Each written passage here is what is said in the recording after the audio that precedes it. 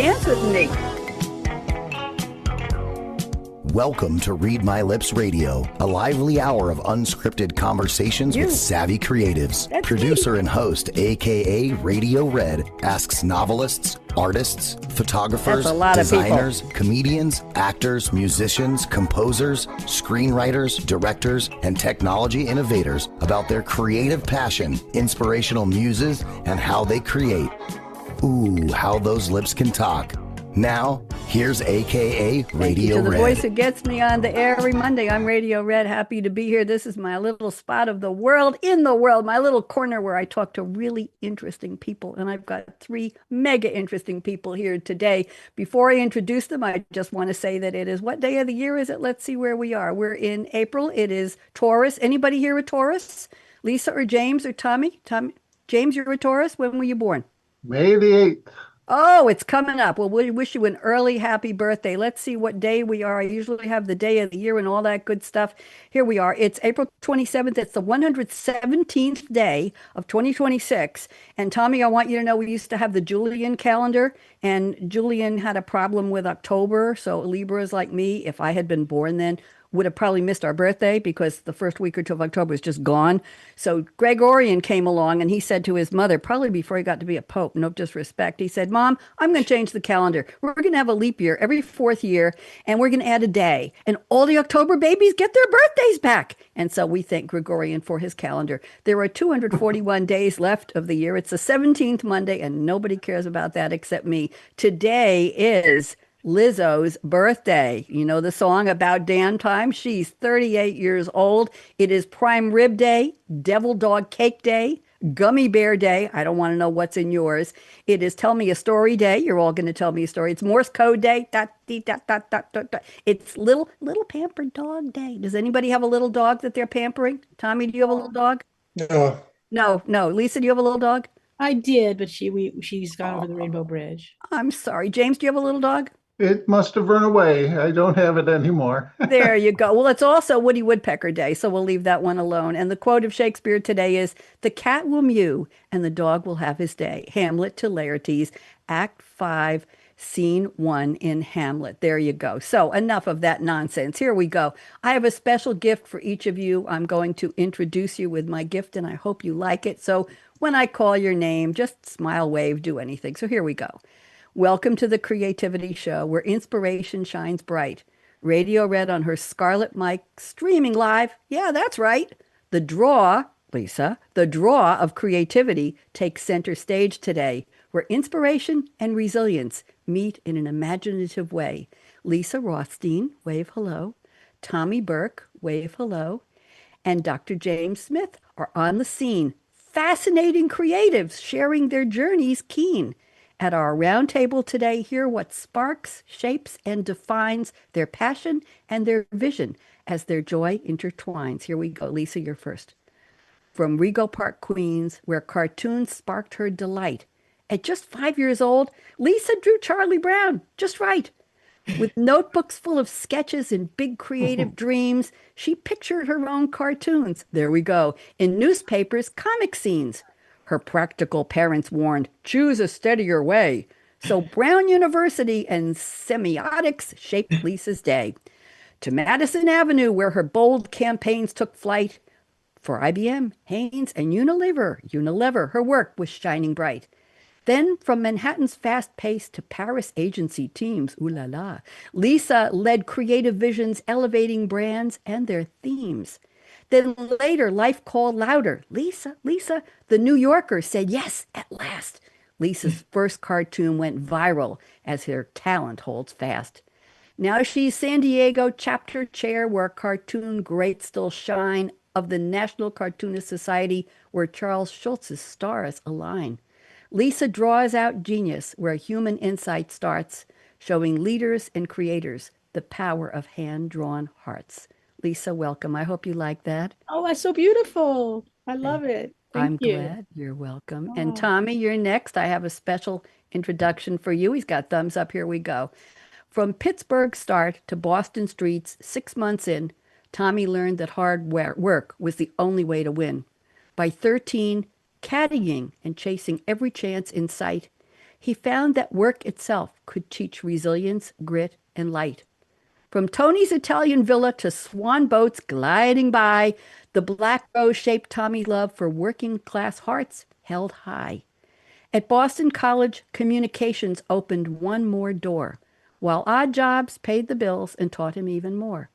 From grip trucks into film sets where every challenge grew, Tommy became Boston's go-to PA, production assistant, the best one producers knew. Then west to Hollywood, where the Irish Bull earned fame from Johnny Depp to hit TV shows, Tommy strengthened his good name. In his book, Not Just Sunglasses and Autographs, his story takes the stage with life, near death, dark humor, and wisdom on every page. Through cancer, Parkinson's, and life's toughest tests to face, Tommy writes with heart, grit, and his uniquely hard-won grace. Tommy, I hope you like that. I'm done. That's all I need to see. That's perfect. Good. Thank you very much. And now, James, from Burt, New York, where family filled the air. James, the sixth of seven children, laughter and love were everywhere. At 3, he kissed the floor each time he returned home with pride, a house full of connection where strong values did reside. His parents raised their brood with vision bold and wide, built dreams of planes. They showed how faith and work coincide. In Maine, James built a log cabin from trees upon his land, a home, a marriage, 2 offspring, sustained by heart and hand. What shaped his path was a question big. How does life align? How do human hearts, psychology, and purpose all combine? As a pastor, ethics chair, and hospice guide with care, James helped folks face life's hard truth with wisdom everywhere. From Cornell's halls to Wall Street, through finance, thought, and strife, he kept pursuing deeper truths, the real map of life. Now James writes, The Real Map of Life, a GPS for your world to help us see how people, purpose, and possibility connect in unity. Welcome, James. I hope you like that. What a gift. Wow, that was amazing. Yeah. Now let me Great. close this part of the show. No, don't go anywhere. So gather around where the cool kids and the cool vibes sway. You're all swaying with me as we dive deep into creativity today. AKA Radio Red's energy lights the way. We hope to inspire you to live large, love life, and play. So kids, how did I do? What'd you think? Amazing. Wow. You're really great. The Thank best. you. Thank you. I have Tough act to follow. I have a collaborator named Sylvie. We speak in French, and she helps me write these, and I'll tell you more about Sylvie after the show. But I will convey your appreciation to her, and she'll be very, very happy. So let's go around the table now. I'd like to know a little bit more about each of you because in 16 lines, I couldn't tell your whole story. So we want to know a little more. Now, remember, this is a round table and we're not doing presentations and lectures and speeches. Talking 2 or 3 minute sound bites. I'm not going to cut you off, but we want to know just a little more. We want everybody to hear your voices. Then we'll do the opening quotes and then we'll dive into your creativity statements. Lisa, delighted to have you. I hope you'll show us some cartoons. Lisa, I'm putting you on full speaker view. Everybody will see your punum, your beautiful face. Oh my goodness. I know you're up, dear, and I want you to tell us a little more about yourself. So welcome, Lisa. Thank you so much. Well, actually, the poem you wrote pretty much tells the whole story. But as you were talking, I do keep this on my table. This is the first thing I ever bought with my own money when I was 5 years old, and you can't see it anymore because it's fallen off. But it said 40 cents.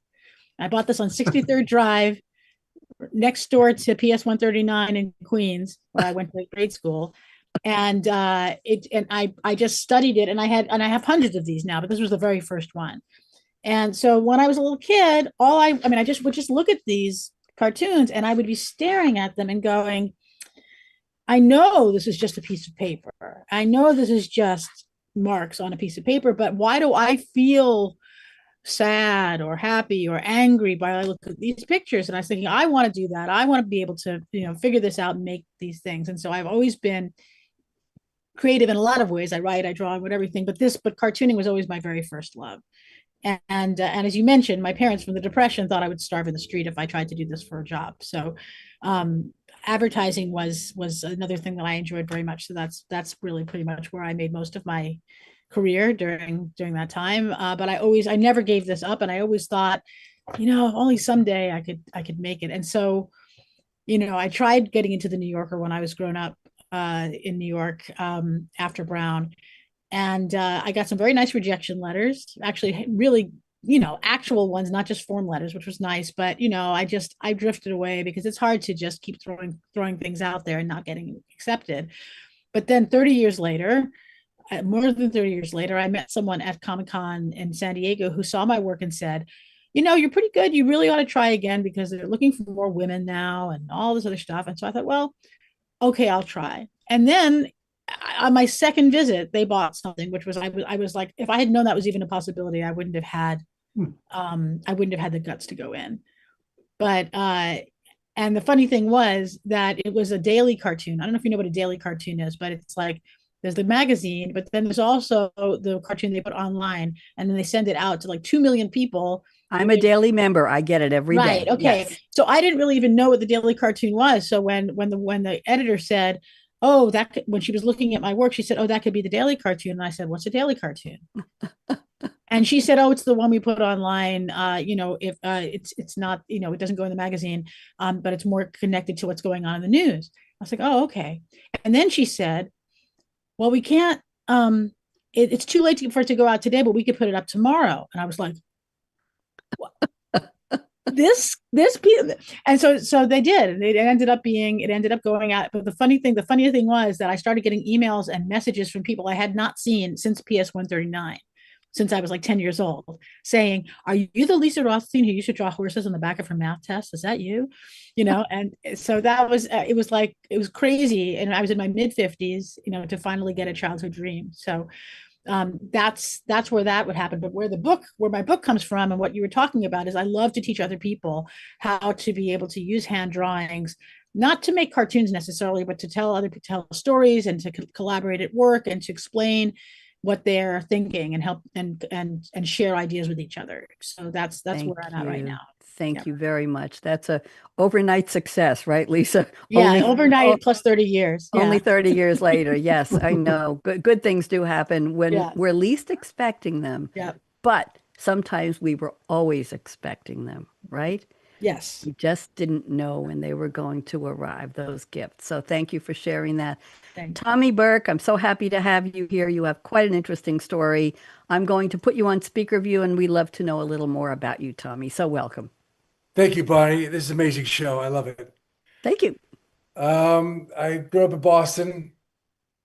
I've been to California. I've been in Los Angeles for 35 years, but I'm still a Bostonian. I went to Boston College, and I didn't know what I was going to do. All the Boston was an Irish Catholic school. They wanted the people to grow up to be white collar workers. I went to. I got a job. I got a job. I sent out 9 resumes after I graduated, and they all turned me down except for one guy. He was on the 9/11 flight later. But I went to the work on the commercial set. I didn't know what I was doing because I did go to technical school. I remember the director said to the producer at the first day, he said, "I never want that guy on my set again." Find me right there. So I went to Vermont, worked in a factory where did a bunch of stuff, came back. I worked in a grip house and then started learning stuff. So they wanted another guy to work on the set, and I was a big guy, so they hired me. I kicked ass. I went to LA because they said, "You want to be an AD, you gotta go to LA." I went to LA. I did a job with a Lagoon incident with David Bowie. I worked a week. I got fired. So I kept at it. And I've been keeping at it ever since. I've worked on Chicago PD, worked on bus shows, and I'm on the akaRadioRed show. That's my crowning achievement right there. You are very gracious and very kind. You've worked with big stars. You were the go-to guy, right? I had that in the opening. You were the go-to PA. Was there a highlight of where you worked as a production assistant, as a very important person in TV production, Tommy? Was there one show that just encapsulated how happy you were to be in that industry? Can you share that? Mermaids as a PA. I worked with Mermaids with Sharon, Winona Ryder. It's a picture of me carrying Christina Ricci on my shoulder when she was young, just sick because I like to go to set. When I was on, I worked at Phantoms as a first AD. And I always say my Oscar was when Peter O'Toole said to me, my nickname was Burke. He said, Burke, if there's an Irishman, you are he. Peter O'Toole, I'm an Irishman was amazing. I really enjoyed that. I want to know a little bit about your book, please. Your book you have a fabulous title, not just sunglasses and autographs. Why did you write the book? What's the book about? Well, I was Chicago PD. I was doing work great. And I got Parkinson's. So I figured I should, I also want to let people know that you don't give up. Just don't, I say I screwed up, but don't give up. Mm. So I want people to keep going. My book's very easy to read. People say it's like sitting in a bar with me. It's very easy to read. And all the stories, all the things I talk about, the film business, all the different roles in the film business. It's a great story. You are a great story, Tommy. Thank you. Thank you. Thank you for meeting me at the summit. I appreciated that very much. You were the Oh, highlight of my time there. you're very kind. I do hear that from time to time, though. This show is a little bit different than what you're going to get. For those of you who don't know what we're talking about, the National Publicity Summit is where I meet about 95% of the guests on this show during the year. And I meet about 50 to 70 people in 17 to 20 breakout rooms in 3 hours. And these three wonderful people are among those I invited to come on the show, and they followed up with their deliverables, and you're going to hear more about them as we progress with the show. So thank you, Tommy and Lisa. And now it's James's turn. James, I got to tell you all, James got on Zoom about 30 minutes early, and I made him wait until 45 after because I wasn't ready. So James, I appreciate that promptness very much. I'm putting you on speaker view. It's your turn. Why don't you fill in some of the blanks and connect some of the dots for us, please? Welcome, James. Hello, good to be here. Very, very nice. And I'm just grateful for the NPR, the National Publicity Summit. That was just wonderful. For the blanks, really, my life is just a trend. It's upward, step-by-step process. It started when I was a teenager, reading the Whole Earth catalog and seeing there's a connection between social and technology and space exploration. But how does it really fit together?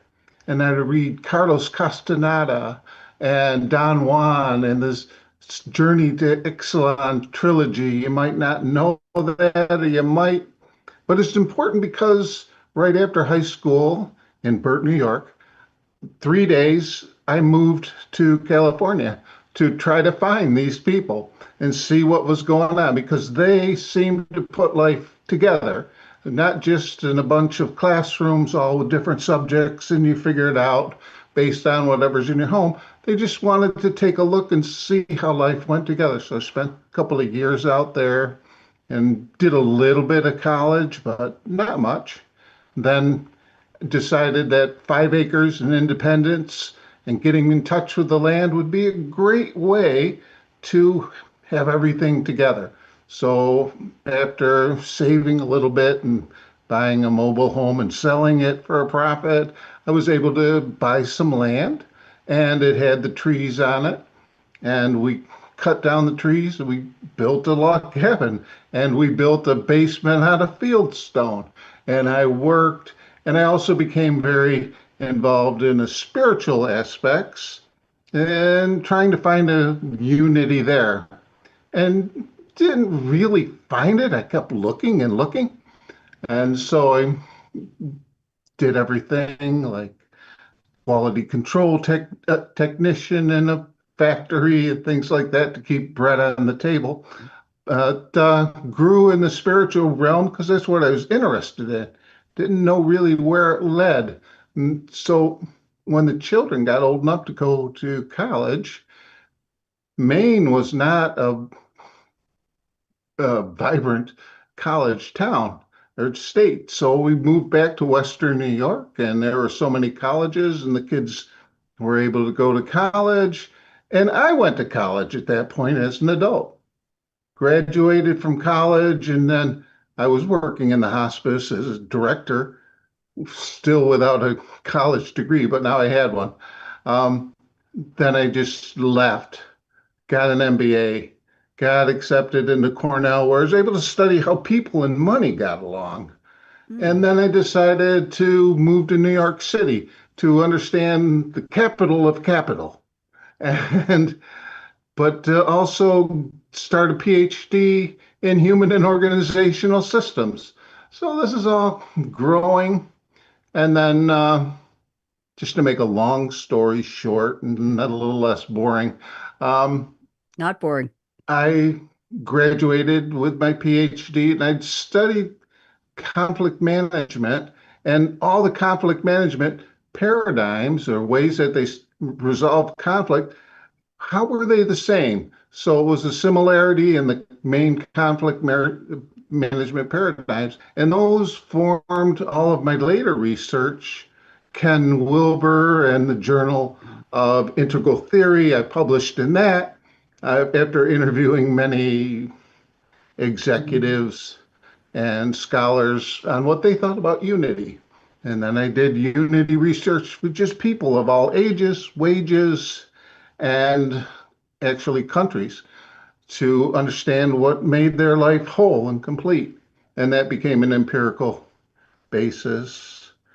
And I just kept moving. And then I kind of ran out of money after all that research, as it just couldn't do everything.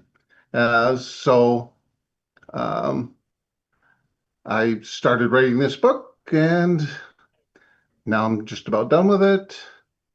And I don't know if that makes a good story, but our It lives makes a are all very stories. good story. I'll tell the three of you that early on, well, I've been doing the show for years, probably decades, but once in a while I just look at what is creativity and I come up with several words. I like alliterations. It's curiosity, it's courage, it's confidence.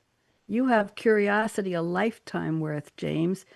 Lisa, you have courage. You knew that I'm not putting labels on you, but it's just fun to see how it applies.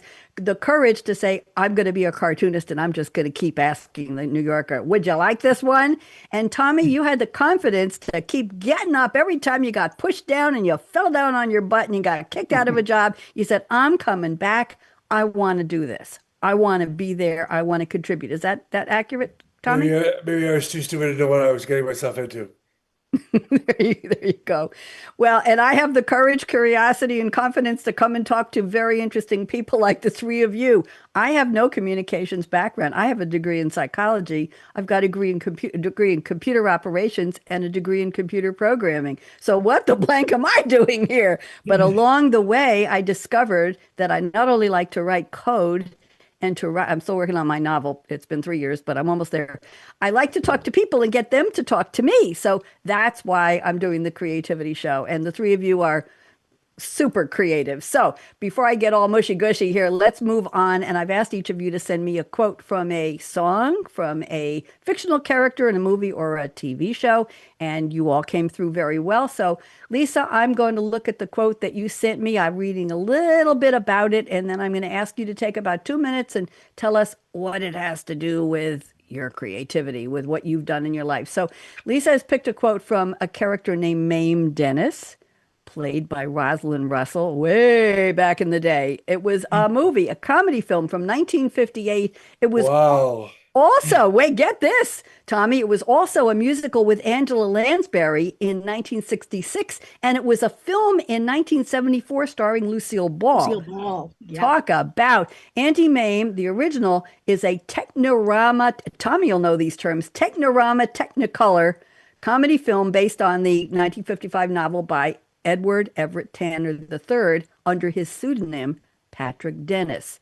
and a play by Jerome Lawrence and Robert Edwin Lee. Blah, blah, blah, blah, blah. Patrick Dennis, orphaned in 1928 when his father Edwin dies, unexpectedly is placed in the care of his aunt, Mame Dennis. Where? In Manhattan. Why not? Mame is flamboyant, exuberant. She hosts parties. She's got all kinds of people coming, and they're free spirits, and they're often drunk. And she's got Vera Charles, and she's got a Cassius Page, who has a progressive school with nudist exercises. Oh no. And Lindsay Woolsey, a book publisher and a suitor for her.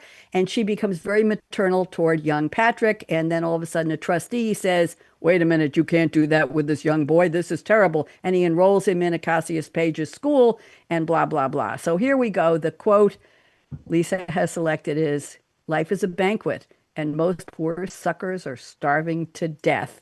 And that's why I do this show, because you're all not. You are not starving to death with creativity. Lisa, take about 2 minutes. I'm putting you back on beautiful speaker view. Why don't you tell us how you picked this quote and what it has to do with your creativity, Lisa? Well, I've always loved that quote ever since the first time I saw it on the in one of those movies. But it's for me, it's that I do a lot of different things. I'm cartooning because I delayed getting to do it as a profession. I got to experience lots of other ways of doing creative work. I did a lot of TV commercials. If you remember, wait till we get our Hanes on you, for Hanes underwear. That was mine. So I like to say I changed your underwear.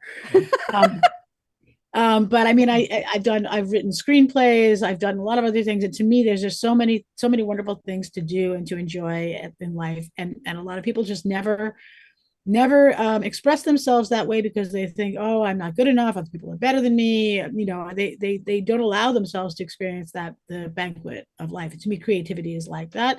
And I forget who said, this is another quote. I forget who said it, but some poet, I think, said that the woods would be silent indeed if only birds sang who sang best. And something like that. And so the idea is not that you have to be the very best at what you do, but that you do what you can with what you have, and then that's what make your life full. So I have some famous quotes about creativity at the end of the show I will share. But once in a while in my corporate years, working in marketing and other things, I had the opportunity to mentor or advise some younger people who came to me. And I said, and this is a line from a Leonard Cohen song, if you see a crack in the window or you see the door slightly open, push the damn door open, force that window up and see what's on the other side, because it might be an opportunity. And Lisa, I can say now that we'll put something else on the smorgasbord of the banquet of life for you. And yes. I think I'm on my 9th or 12th career. Tommy, I know you've had a whole bunch of careers. Lisa, you've had a bunch. James is. So we're part of the banquet, aren't we? We are the ones who understood and understand, even though we might not have articulated it that way. Thank you, Lisa, for wrapping the words around how we live our lives. I appreciate it. That's why you're all here.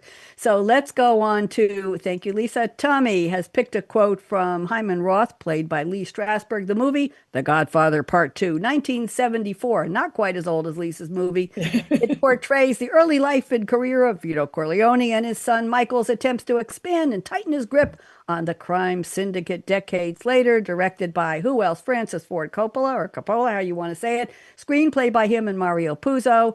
And Lee Strasberg, interestingly enough, was an acting coach and actor. He's best known for playing the gangster Hyman Roth alongside of his former student Al Pacino. And what happened was Pacino said, Ilya Kazan, another actor, turned down the role. And they said to Strasberg, hey, you're here. Why don't you take the role? He took it. He didn't want it. He took it, and it earned him a Best Supporting Actor Oscar nomination. So here is the line Tommy has selected. And I said to myself, this is the business we've chosen. Okay, Tommy, give me a couple minutes. What does this mean to you? Go. Well, I went through hell, as you might have guessed. I never complained. I figured when people in the film business complain, I go, you don't have to be here. You don't have to be here. You go somewhere else. This is the profession we chose. So suck it up and make it happen. I like that. And you've had to do a lot of that yourself, haven't you? Yeah, I did. A story. I was after Phantoms. I was in New York, and a bunch of people at the table, and a friend of mine was dating an Italian guy from New York, I'm talking. I hadn't seen The Godfather yet. I said, I told him I haven't seen The Godfather. He was like, I can't believe you're in the film business. You didn't see The Godfather. 20 minutes later, he said, I can't believe you said that you never see The Godfather. So I finally saw all three of them. But it's a great movie. Thank you very much. That's very, very interesting. Yes, the business we've chosen. I used to think that sometimes doing what I do here on this show was going to be too difficult. Jordan Henson is here from Voice America Media getting us on the Empowerment Channel, but I am the producer, engineer, creator, writer, green room warm-up comedian and everything for this show. I basically do it myself. And Tommy, this is the business I've chosen is to produce a show with music and with multiple people and with a prepared opening and with Zoom featuring people and changing the camera and doing all kinds of things. And this is the business I've chosen. So I had to figure it out. I know there's no comparison to what you've all done, but for me, this was a challenge I set up for myself. Lisa, talk about the smorgasbord, about the banquet of life. This is the banquet I've chosen. I create my own graphics. This is something that's original and in Photoshop and with some AI programs. And it's just a lot of fun for me. So I understand. Tommy, thank you for that quote. You do it well, Bonnie. You do it well. Thank you, darling. You got to start calling me Red, okay? Copy. Copy. There you go. Okay. And this is an interesting quote from James. James has picked a quote from Palmer Joss or Jose, played by Matthew McConaughey. We're going up in the more recent movie lore. This one is in 1977, so we're getting there, kids. It's a sci-fi film called Contact, produced and directed by Robert either Zemeckis or Zemeckis, I never know, based on a novel by, Carl Sagan. My goodness. Interesting. In 1979, Carl Sagan and his wife, Ann Druyan, began working on a film treatment and they set up a project with Warner Brothers. Okay. Well, development went, it stalled. And Sagan published the novel instead of the movie in 1985. And then the film went back into development in 1989. Palmer is part of a panel to select the first human who will go into outer space to meet with the newly discovered life forms. The movie stars Jodie Foster as Dr. Ellie Arroway, Matthew McConaughey, James Woods, Tom Skerritt, oh my goodness gracious, Angela Bassett, Rob Lowe, John Hurt, David Moore. Wow, what a cast. Okay, so here is the quote James has selected. Did you love your father? Prove it. Okay, James, bail me out on this one. I'm not sure where you're going to go with this. Please. It's quite an ambiguous statement, but it's the most important statement of life. It's really about love. What is love? How do we find love? How do we express love? So that was the work I was doing in the hospice at that time, and I felt like they stole my line for some reason. How do you know? And recently, I've come to realize, and also meet some other people who understand this, that exercise, when you go to the gym and you exercise, nothing happens. When you exercise every day, something might seem to happen. When you do it a year, something happens. If you brush your teeth twice a day, you'll be in good shape. But if you let that go, it will deteriorate. Love is connecting with somebody every day and being there in every way that you can. And over the years, you can determine that it's definitely love. So that's a big part of that to me. Thank As far as you. my creative process, Yes, go ahead. my creative process, I'm an emergentist.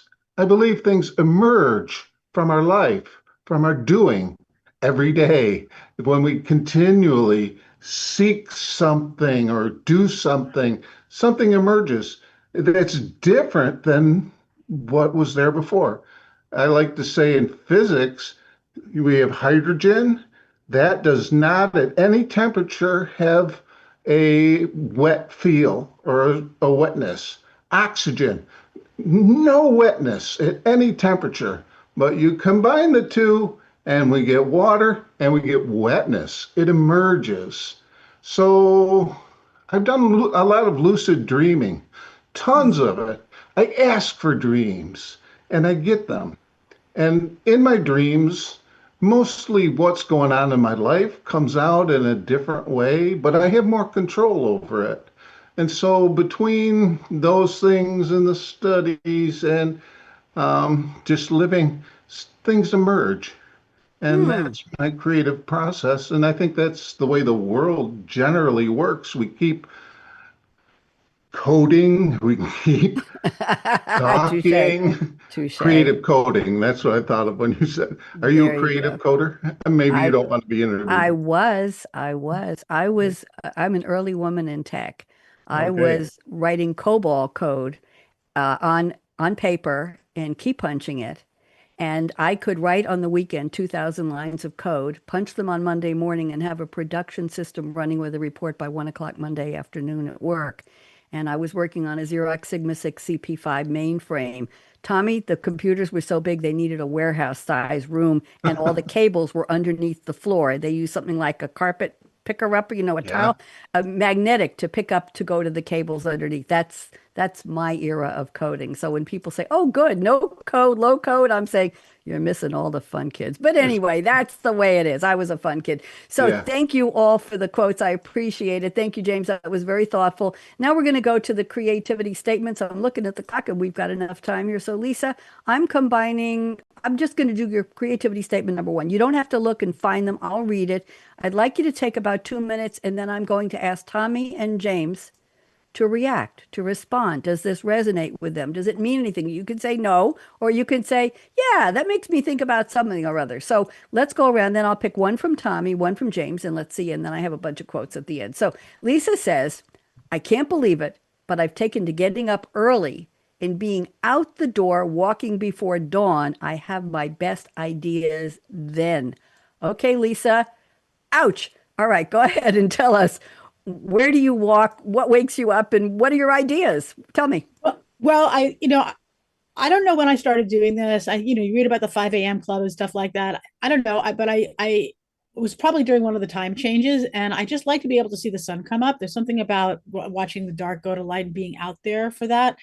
And it's exactly a mile if I walk to this little dog park near where I live, and I'm a huge dog person. And most of my cartoons have dogs in them. And so I'll walk to the dog park, and usually by the time it's light out, there are a few dogs out there running around, and I'm watching them, and I'll get some ideas for cartoons there, but I get ideas for all kinds of things while I'm out, and it just because no one else is up yet, I just feel like no one else is going to come asking me for anything, and it's just a moment of freedom, and I really enjoy it. I like that. Tommy, does this resonate with you about getting up real early and letting ideas flow? Any thoughts about that, Tommy? No, but when I won't get too deep, but Parkinson's is big cute, doesn't sleep well, so I get up early at 3:30 in the morning. I still do the podcast, but Lisa, she lives in San Diego. Yeah. That's an amazing city. That's an amazing city. I remember New Yorker, my parents had New Yorkers, and I never read the articles because they were too smart for me. But I read the cartoons back to back. Yeah. They're amazing. Thank you. James, anything about getting up early? Work for you? Think about it? Absolutely. I like the walking part. The Mm-hmm. it's a walking, I don't know if it is in this case, but for me, it's a walking meditation. It's a Mm-hmm. walking time of just reflection and being, and all kinds of things percolate at that point. Then you can get your coffee percolating too, but Yeah.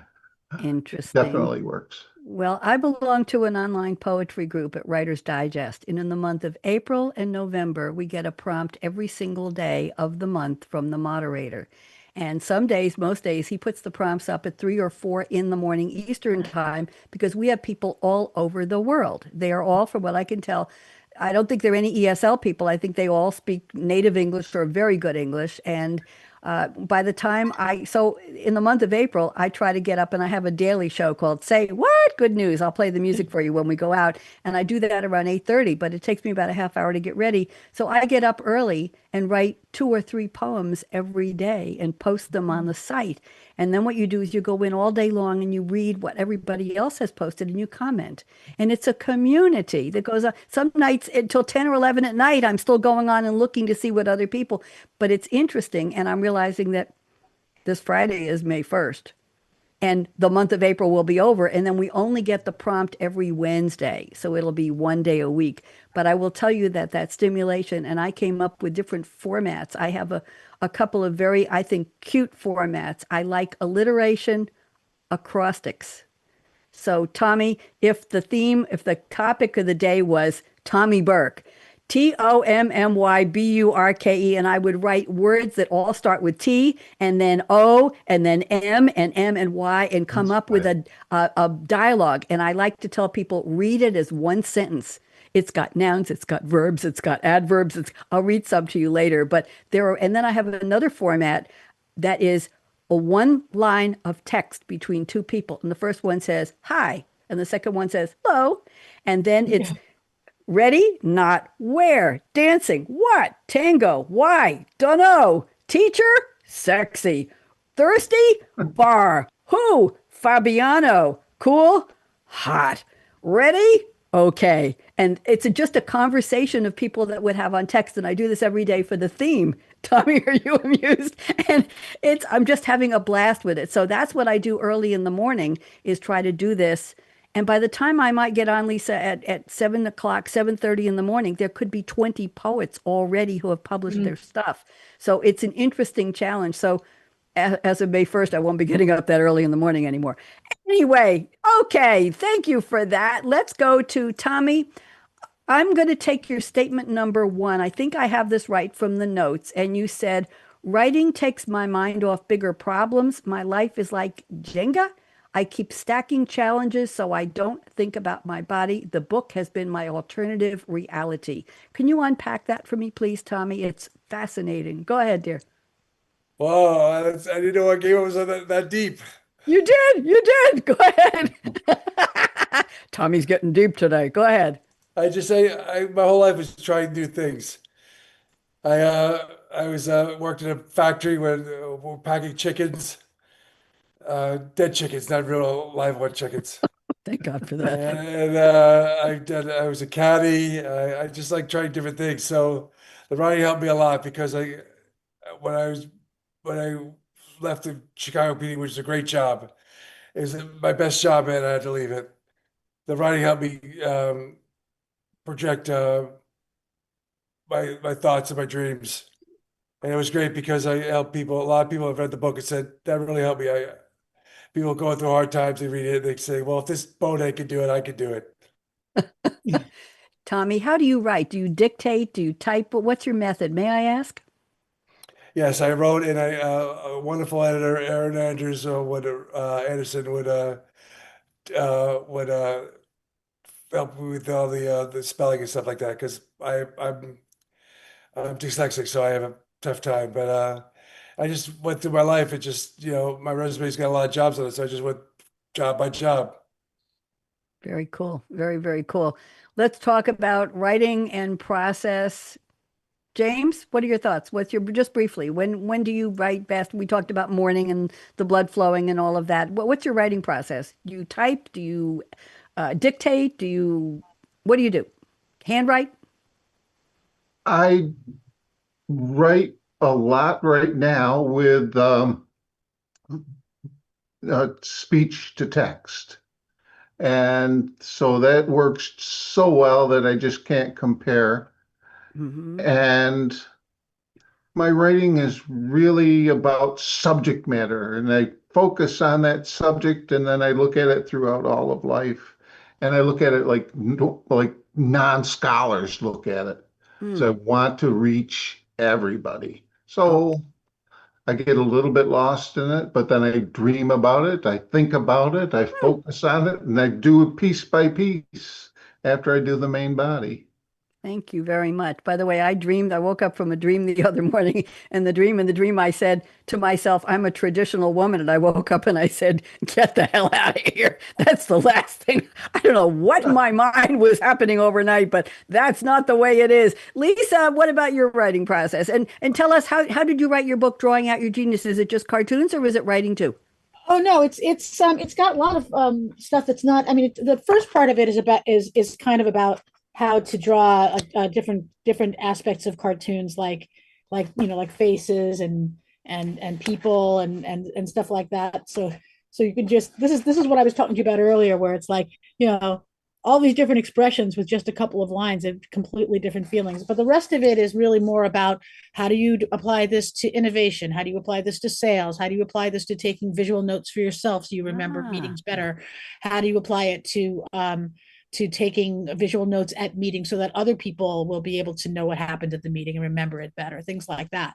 But most of the text in this book, I did the speech to text thing, but not so much that I was writing, but I was just literally walking around at 5 in the morning, talking into my phone, and having Otter AI transcribe everything. And it's like, I know I want this chapter to be about this topic. And I just literally rambled with my feet and with my mouth for an hour, and then came home and then saw what I had. And I was like, oh, okay. Because I don't know, I love to write. And yet, facing the blank page has always been yep. very sort of nerve-wracking for me. And when you come back from having dictated a kind of a stream of consciousness transcript, at least you have something, right? You have something on the Yes. page. It's not blank anymore. And now I like this, I like this, that part I don't really care about, or I repeated myself here, but at least I have something. Now you're editing. Now you're not writing from Yes. nothing. So it just made it a lot easier for me to get this done. And the other thing that made it easy to get this done was a deadline, because Yes. the year before I speak about this, and I do workshops about drawing for communication. And I spoke at a big conference for the Association for Talent Development. 10,000 people were at the conference, and everybody asked me if I had a book. And I felt like an idiot because all the other speakers had a book and I didn't have one. So when they had me back the following year, I said, this year I better have a book. But Mm-hmm. then I put it off until like 2 months, 3 months before the conference. It's like, oh my God, how am I going to get this done? So that's basically how it got done in time. Good. Thank Um, you. yeah. Very, very interesting. I decided about 8 years ago I wanted to write a play, and I had no idea what to do. I didn't even know I was going to write about. And I went online when I was working a full-time marketing job in Manhattan, and I went online one night and I said Playwriting 101, and I found it was either a PDF or a Word document. It was free. It wasn't any copyright violation. And I downloaded it and put it into a document on my Mac. And the next night I just opened it up and it taught me how to set the scene, how to describe the characters, what font to use, what spacing to use. And in 3 nights, I wrote my first play from 1 till 4 o'clock in the morning without even thinking about it. And the characters were just sitting there in my mind, telling me what to say, who they were, what they looked like, how they were communicating. They met on an online dating site and they had codes and they wore Groucho noses and glasses. And I'll tell you why, because I had a TV show on Long Island called Something to Talk About. And I talked 3 community theater actors who were friends of mine to doing the play. So I cast them, I produced it, I directed it, I customized it. I said to them, you won't have to memorize the thing. We put a teleprompter in front of each one. They were sitting on a bench in the studio. You'll appreciate this, Tommy, with a big green curtain behind them. And we took pictures in front of Penn Station in New York, a video, and we took audio of cabs and buses and trains. And then we had a picture of a van with the door open and then the door closed, and we superimposed it on green screen over the actors so it looked like they had gotten into the van and they were sitting, and it was a cab. And I bought a toy steering wheel for the cabbie to drive them to their first date. And it was so good that the same actors plus another one said they want to do it. So I rewrote the ending and we did it twice. And then I did 2 more plays, but it was amazing that it just poured out. It just came out. It just came out. I want to do one from James, and then we're gonna close, but we're just about done. James, I want to read this one because this is interesting. You say my inspirations are the places I visit and the people I see. James, I can give you exactly a minute and a half for that. 2 minutes. Go and tell us about that, please. The places I visit and the people I see. How does that spike your creativity? Go.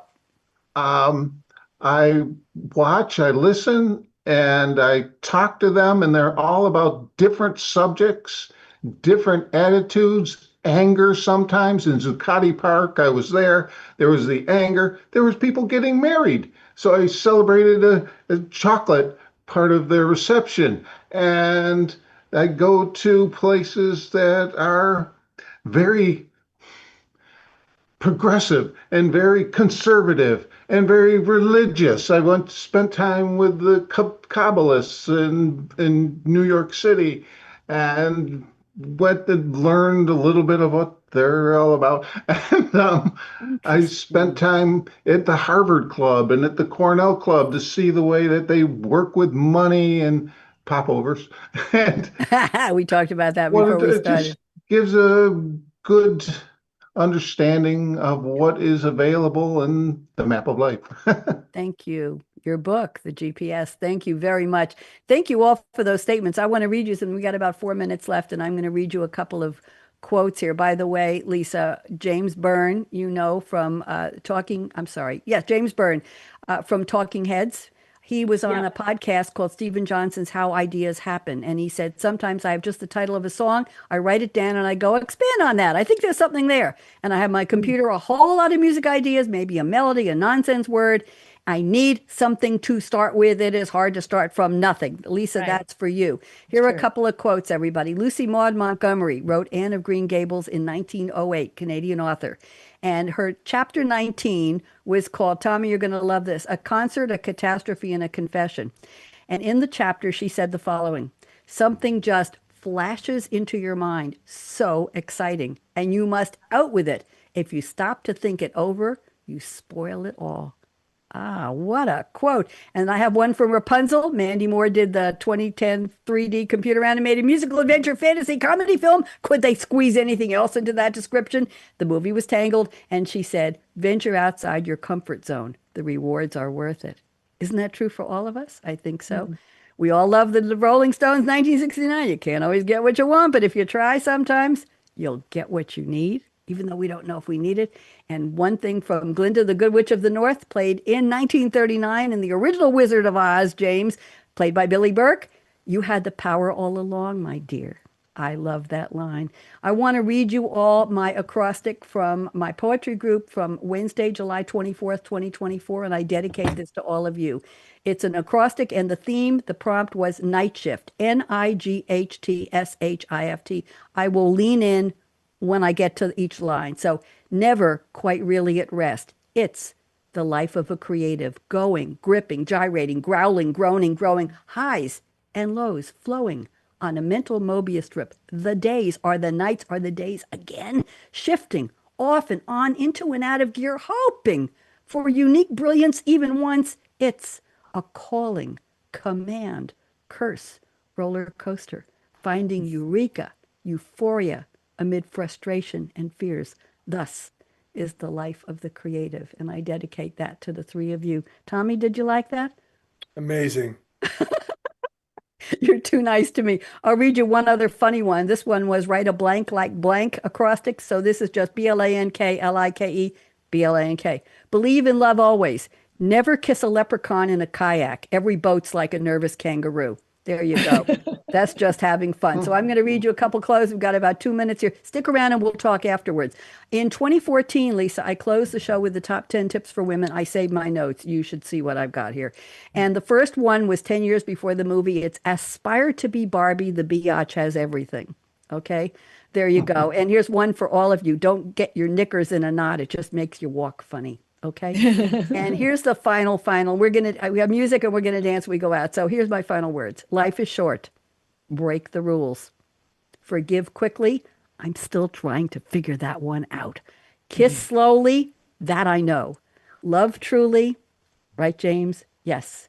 And laugh uncontrollably. Everybody laugh with me. 1, 2, 3. Ah, Not bad. And don't hurt yourselves. And never regret anything that made you smile. Final words. Work like you don't need the money. Dance like no one's watching. I taught disco in a high school cafeteria. At least 175 people showed up for the first class. They made me dance on a Formica tabletop. I said to them, you build me a wooden stage. OSHA didn't know anything about it. Everybody watched what legs I had, and I never fell. But boy, that was risky. Sing like nobody's listening. I tried not to sing. And love like you've never been heard. We all have. Let your heart come back. Regroup, regrow. Learn to love again. James said something like that already. Money talks. Ka-ching, ka-ching, ka-ching. Chocolate sings. La. I like chocolate. And last but not least, I stole this line from somebody else years ago. I'm Radio Red. Thank you for turning me on. And now we're going to go out with our music, if I can find it. And here we go. Okay. Dance with me. This is music from my new show. Good news. Good news. Say what? Say what? And I did create this music. Wait till you hear the words. Morning coffee. Decaf, please. Scrolling. I've had enough. Same old drama. Same old feed. Flip that dial. That's what I need. Let those bad vibes fade. Let those headlines go away. Play. Hit play. Good news. We talk about it. Lift that mood, right, Tommy? Good people doing what they do. I dedicate this to all of you. Feel that smile coming through. This groove is for you. Everybody wave goodbye.